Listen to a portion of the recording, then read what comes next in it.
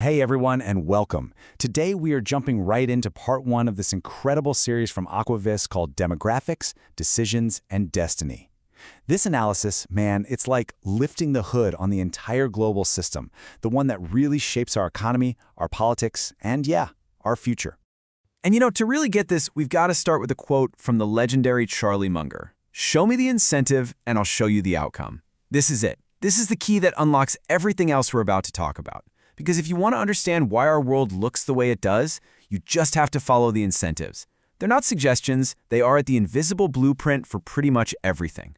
And let's be honest, one of the biggest outcomes a lot of us feel right now is this K-shaped thing, right? It's that feeling where the wealthy just seem to keep getting wealthier, while everybody else is, well, either treading water or sinking. It creates these two paths moving in opposite directions, just like the letter K. You see it in the economy, you see it in the markets, and it just feels fundamentally wrong and completely unsustainable.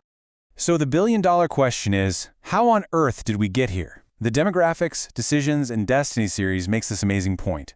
What we're all seeing today, these are just the outputs, the symptoms. To really get it, you can't just argue about the results. You've got to go back, way back, and look at how the system was designed in the first place.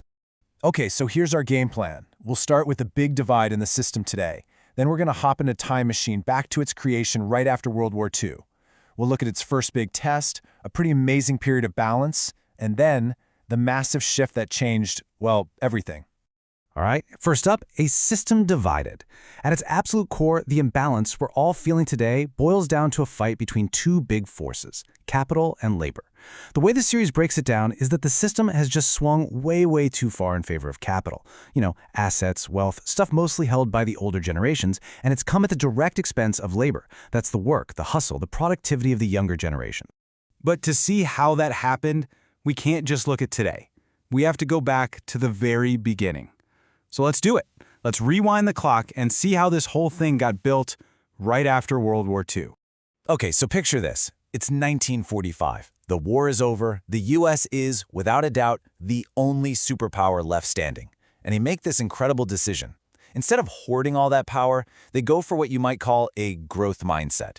Think about the Marshall Plan. The goal wasn't just to rebuild Europe, it was to grow the entire world's economy, believing that a rising tide lifts all boats. And back home, you had these massive projects like the Interstate Highway Act. These weren't just roads, people. These were huge, high-multiplier bets on America's future growth for decades to come. So how could the U.S. pull this off? Well, the series boils it down to these three pillars of power. First, you've got asymmetric technology. We're talking atomic bombs, aircraft carriers, stuff nobody else had. Second, total energy dominance, producing over 60% of the world's oil. And third, they had the money, holding more than half of all the gold in the world. This combo, this trifecta, it gave America the power to literally write the rules for the new global game.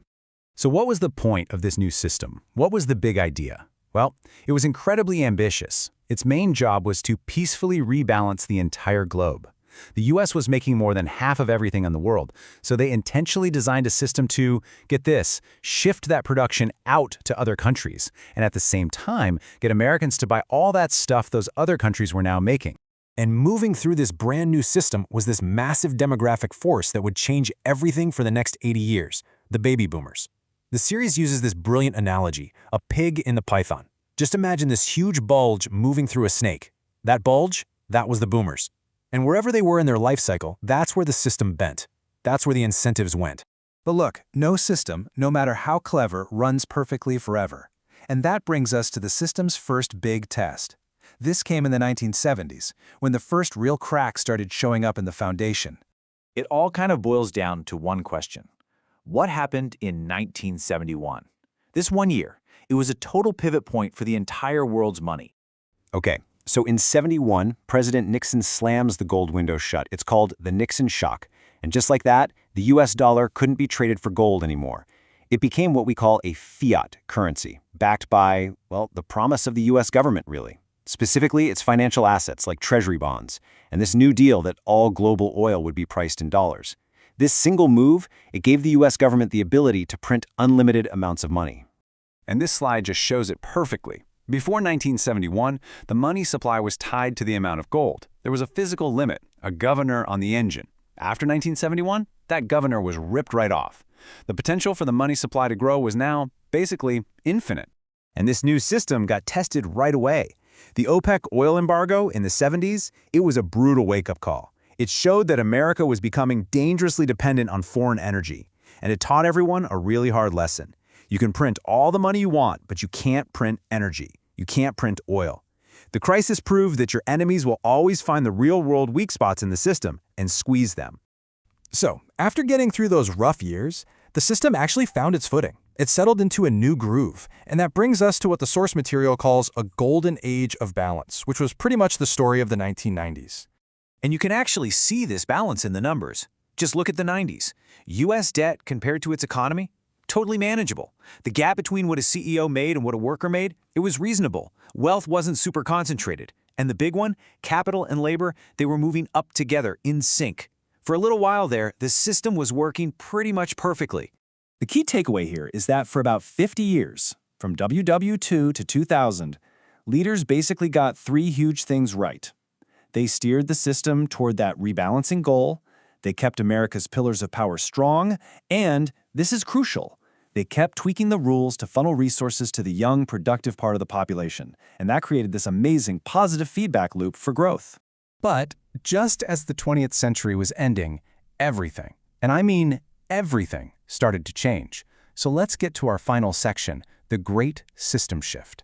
This was the massive inflection point, right around the year 2000. And this chart, wow. This chart tells the whole story. It shows you the ratio of how fast capital grew versus how fast labor grew. From 1980 to 2000, it was pretty steady, right? Around 4-to-1. They grew together. But then, look what happens right around the year 2000.